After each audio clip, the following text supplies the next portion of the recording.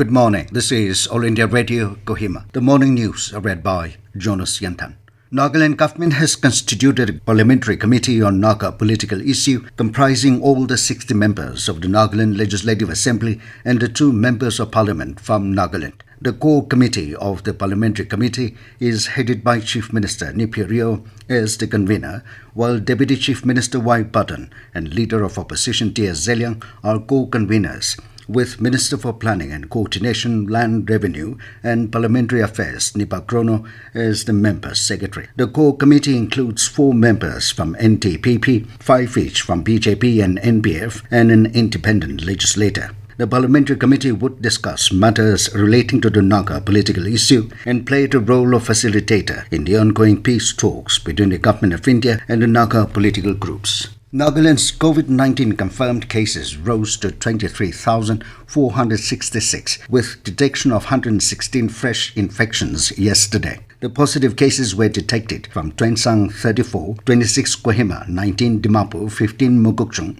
10 Phek, 5 Zunhupado, 3 Longling, 2 Mon and 1 each in Wokha and Beren districts. Also, 209 positive patients, 135 Dimapur, 29 Tuensang, 19 Mon, 11 Phek, 5 Wokha, 4 each Kohima and Zunhupado, and 1 each in Kifre and Longdin districts recovered during the day, taking the number of recovered patients to 18,587. The caseload includes 3,777 active patients. Demise of 4 positive patients, 2 in Kohima and 1 each in Dimapur and Mokokchung districts, has increased the death toll in the state to 445, of which 14 are related to other diseases. Altogether, 657 COVID-19 patients have migrated to other states. The Union government has said that India is registering a sharp decline in active caseload and number of fresh cases. With this, the recovery rate is continuously improving in the country, and it now stands at 94.93% in the country. Briefing the media in New Delhi, Joint Secretary of Health and Family Welfare Ministry, Love Agarwal, said that the country had registered a maximum number of over 4 lakh cases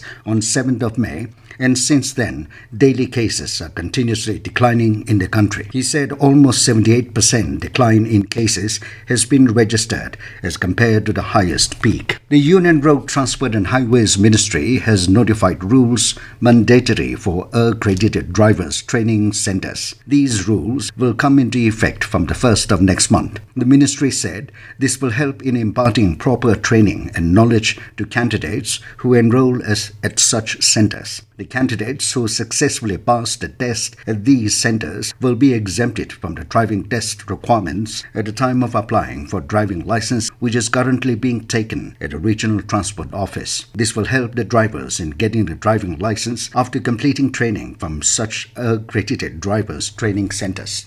Prime Minister Narendra Modi will participate in the outreach session of the G7 summit today and tomorrow in virtual format. Briefing media, External Affairs Ministry spokesperson Arindam Bagchi said UK currently holds the presidency of the G7 and has invited India along with South Korea and South Africa as guest countries for the G7 summit. This is the second time Prime Minister Modi will be participating in the G7. The UK has outlined 4 priority areas for its presidency. These are leading the global recovery from coronavirus while strengthening resilience against future pandemics, promoting future prosperity by championing free and fair trade, tackling climate change, and preserving the planet's biodiversity, and championing shared values and open societies. And as many states are relaxing lockdown norms, we advise our listeners not to lower their guard as the COVID-19 pandemic remains a threat to our health.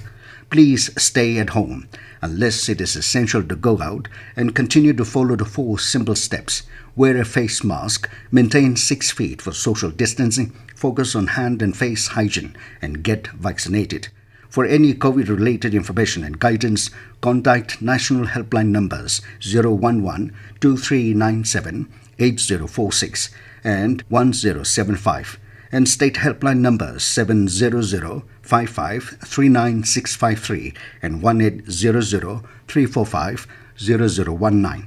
With that, we come to the end of the morning news. Have a nice day.